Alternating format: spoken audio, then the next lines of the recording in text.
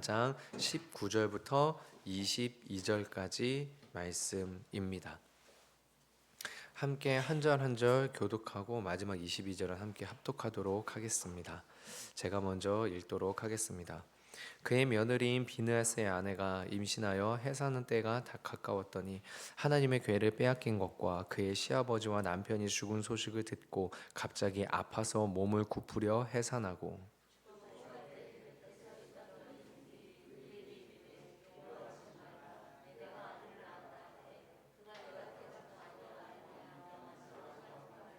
이르기를 영광이 이스라엘에서 떠났다 하고 아이 이름을 이가봇이라 하였으니 하나님의 궤가 빼앗겼고 그의 시아버지와 남편이 죽었기 때문이며 또 이르기를 하나님의 궤를 빼앗겼으므로 영광이 이스라엘에서 떠났다 하였더라. 아멘.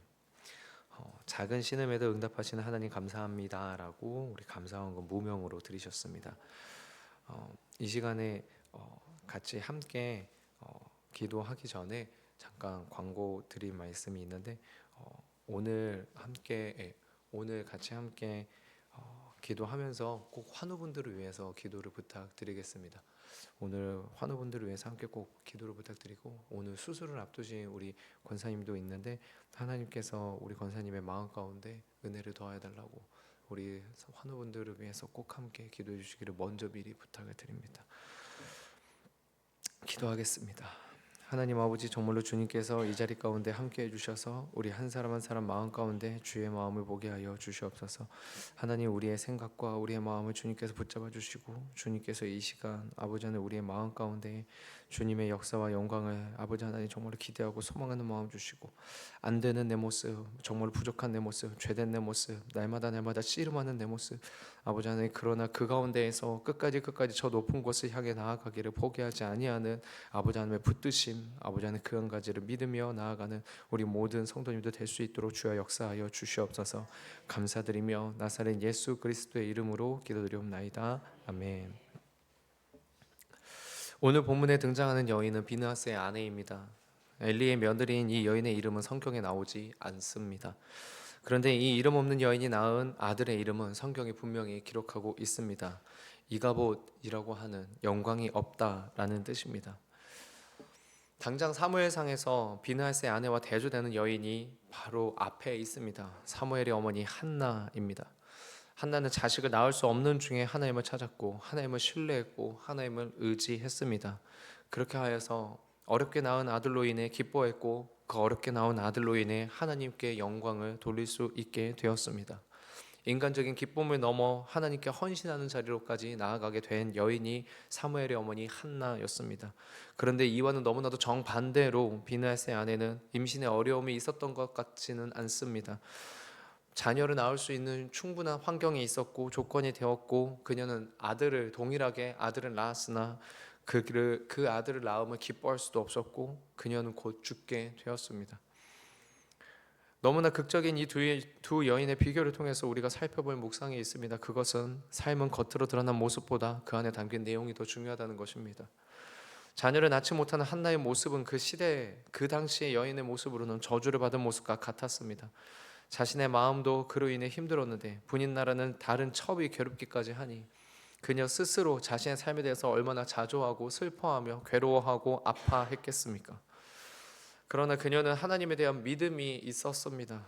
그래서 비록 드러난 모습은 자녀를 낳지 못하는 비참한 모습, 정말로 뭔가 하나님께 벌을 받는 모습, 그러한 모자란 모습 같아 보일지라도 한나 안에 가진 내용은 하나님을 향한 신뢰였고 믿음이었습니다. 그렇기 때문에 한나는 하나님께 간구하였습니다.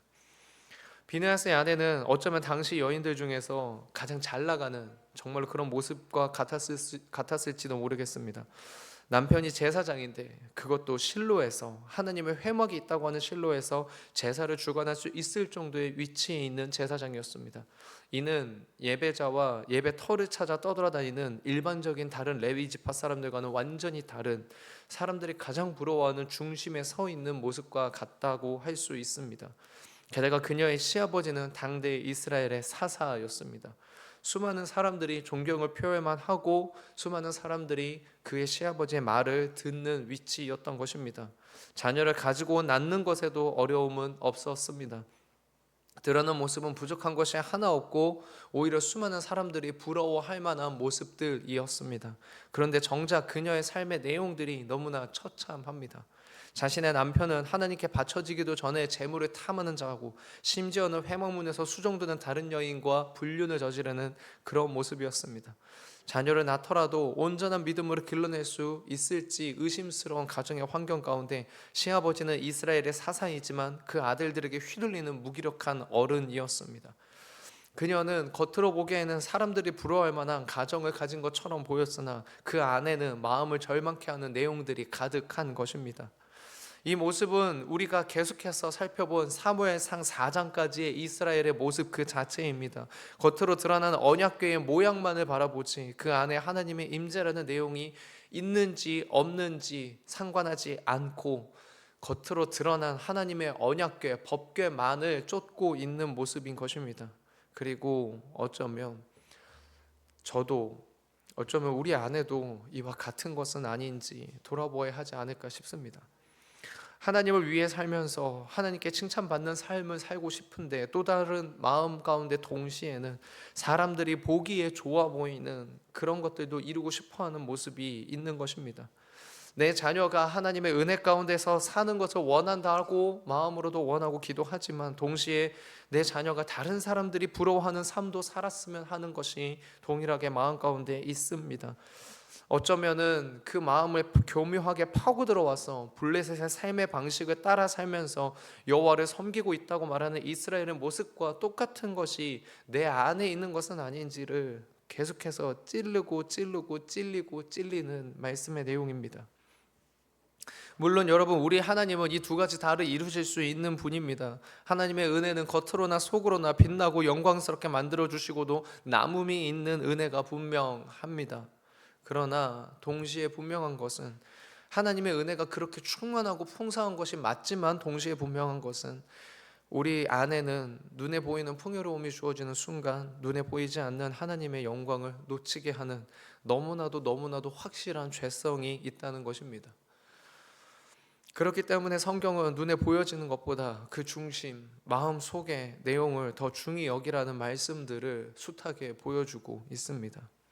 겉은 화려해 보이고 겉은 멀쩡해 보여도 그 안에 하나님의 영광이 없어서, 그 안에 하나님의 영광을 사모하는 마음이 없어서 무너지는 삶이 아니라, 겉은 조금 부족한 것처럼 보여도, 모자란 부분이 있는 것처럼 보여도, 연약하고 나약한 모습이 있는 것처럼 보여도 그 안에 하나님의 영광이라는 풍성한 내용이 있어서, 그 하나님의 영광이면 충분하다라고 말하는 믿음의 고백이 있어서 주님을 의지하는 단단한 삶, 우리 하나님은 명확하게 그 후자의 삶을 우리에게 권면하고 계시다는 것입니다.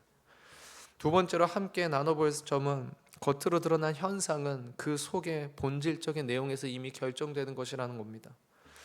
비느하스의 아내는 자신의 시아버지와 남편이 죽었고 언약궤가 빼앗긴 모습을 보고 하나님의 영광이 이스라엘을 떠났다라고 하며 아들의 이름을 이가봇이라고 짓습니다. 그 모습을 보면 마치 전쟁에서 패배하여서 하나님의 언약궤가 빼앗겼기 때문에 그 드러난 현상 때문에 하나님의 영광은 떠나간 것처럼 보입니다. 그렇게 말하는 것처럼 보입니다. 그러나 하나님은 본래부터 그 언약궤에 임재하신 적이 없다는 사실입니다. 자신을 도구로 여기는 이스라엘의 행태에 함께 하신 적이 없습니다. 하나님의 영광은 블레셋과의 패배로 인해 떠나가게 된 것이 아니라 본래부터 하나님의 영광이 없었기 때문에 블레셋과의 전쟁에서 패배를 한 것입니다. 여러분, 계란은 그 안에 본질적인 내용물이 닭의 알이기 때문에 그 계란에서는 현상적으로 병아리가 나오게 됩니다. 사과의 씨앗은 그 안에 담긴 본질적인 내용이 사과이기 때문에 그 사과의 씨앗은 현상으로서 사과나무로 자라나게 되는 것이죠. 그렇기 때문에 예수님께서도 말씀하시는 게 열매라는 현상으로 그 나무의 그 본질을 알 수 있다라고 말하고 있습니다. 본질이 사과나무이기 때문에 현상으로 사과를 맺는 것이지, 본질이 배나무인데 감람나무인데 현상으로 사과를 맺는 일은 없다라고 말씀하시는 것입니다.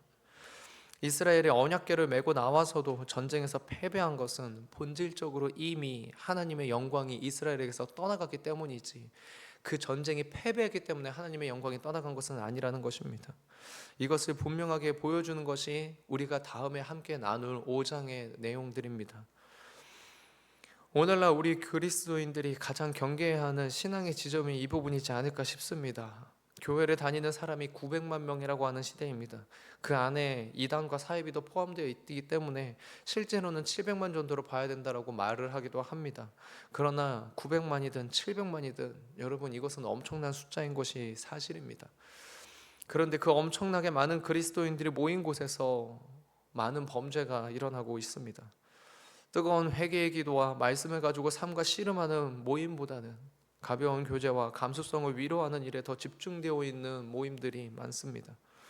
믿음의 가정을 세우는 일로 함께 울며 기도해주고 격려하기보다는 믿지 않는 사람들과 동일한 문제로 고민하고 있는 가운데 기도가 그 문제를 해결하는 램프의 진이가 되어버린 것은 아닌지, 너희 죄를 서로 고하고 병 낫기를 위하여 간구하라. 의인의 간구는 역사하는 이미 크니라 하고 말씀하신 주님의 말씀을 이루기보다는 내 죄를 고백하는 순간 그것이 나에게 약점이 되기 때문에 교회 안에서도 자신의 죄를 고백하지 못하고, 그렇게 죄를 고백하지 못하고 멀쩡한 것처럼 그렇게 살고 있는, 겉으로만 그렇게 드러난 모습으로 함께 모여 있는 것은 아닌지, 어쩌면 이런 모습이 많아지는 이유는, 이런 현상이 많아지는 이유는 우리 안에서 본질적인 내용이 예수 십자가가 아니라 다른 무엇으로 변해버렸기 때문 것은 아닌지, 우리가 정말로 우리 스스로를 돌아보고 우리 마음 가운데서 하나님 앞에 기도해야 되는 부분은 아닐지 하나님 앞에 묵상하게 됩니다. 우리가 앞에 함께 불렀던 찬양처럼 저 높은 곳을 향해서 날마다 나아가야만 하는데, 저 높은 곳을 향해서 날마다 나아가는 내 주여 내 마음 붙들어 달라고 하는 이 기도가, 그런데 겉으로는 멀쩡한 척 우리가 하고 있는 모습은 아닌지를 생각하게 될 때에 정말로 하나님 앞에 사실 기도드릴 것은 눈물로 회개하는 것밖에 없는 것 같습니다. 영광이 떠나갔다.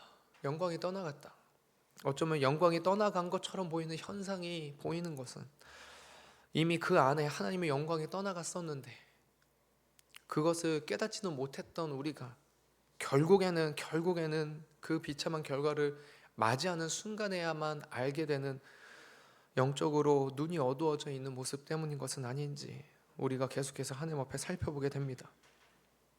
사무엘상 4장은 시작은 사무엘의 말이 선포되는 것으로 시작되는 것 같지만 그 결론은 하나님의 영광이 떠나간 이스라엘의 모습을 비추는 것으로 마무리가 되어지고 있습니다. 우리가 그리스도인이라고 하면서 수많은 예배와 기도 가운데서 하나님을 찾는다고 하지만 정작 내가 사랑해야 될 사람들을 존중하지 못하고, 정작 내가 하나님 앞에서 함께 하나 되어야 될 이들과 함께 하나 되지 못하고 있어서 우리가 하나님 앞에서 하나님의 영광을 드러내지 못하고 있는 것은 아닌지를 생각하게 하는 사무엘상 4장입니다. 하나님의 영광은 전쟁에서 패배했기 때문에 떠나간 것이 아닙니다. 본래부터 하나님의 영광은 그 언약궤에 있지 않았습니다. 그 본질적인 내용이 드러난 현상이 패배일 뿐입니다. 그렇다면 더더욱 우리 그리스도인들은, 나는 우리 삶에 하나님의 영광이 현상으로 드러나도록 내 안에 본질적인 변화, 말씀의 역사, 심령의 새로워짐을 더 간구하고 더 씨름하고 더 눈물 흘려야 하지 않을까 싶습니다. 제가 우리 이청 친구들과, 특별히 우리 이청 리더들과 함께 나눈 내용이 있습니다. 영적 리더는 무엇일 것 같으냐? 영적 리더는 세상의 리더와 차이점이 무엇인 것 같으냐? 우리 이청 리더들과 함께 나눴을 때 함께 나눈 내용은 이것입니다. 결국 영적 리더는 하나님의 영광을 보여주는 사람이다. 하나님의 영광을 보게 하거나 하나님의 영광을 보여주는 자가 결국에는 영적인 리더이다. 근데 여러분, 놀랍게도 하나님께서는 우리 모든 그리스도인을 이 땅의 영적 리더로 세우셨다는 것입니다. 우리 그리스도인을 통해서 하나님의 영광을 보여주기, 하나님의 영광이 나타나길, 하나님의 영광을 보게 하길 우리 하나님께서는 우리에게 원하신다라는 것입니다. 그렇다면 정말로 우리 안에, 내 안에 하나님의 영광을 사모하는 마음이 있는가를 돌아보아야 될 것 같습니다. 이렇게 말씀을 준비하고 있는데 참으로 놀랍게도 제가 어제 또 제 아내와 함께 큰 싸움의 역사를 이루었습니다. 제가 가장 옆에서 두고 같이 함께 나아가야 될 사람임에도 불구하고 제 안에서 이 사람을 견뎌내지 못하고 있는 제 마음을 볼 때 이 설교가 다 무슨 소용인가 하면서 이 모든 설교 내용을 한 번에 다 지웠습니다. 그냥 지워버리고 아무것도 못하겠는 제 모습을 놓고 그냥 이게 뭔가 싶은 마음으로 그냥 하나님 앞에 있었을 뿐입니다. 내 옆에 있는 한 사람조차도 사랑하지 못하면서 무슨 하나님의 영광이란 말입니까? 내 옆에 있는 한 사람조차도 마음으로 아파하지 않으면서 무슨 하나님의 영광인가? 스스로가 그렇게 비참해지고 스스로가 그렇게 참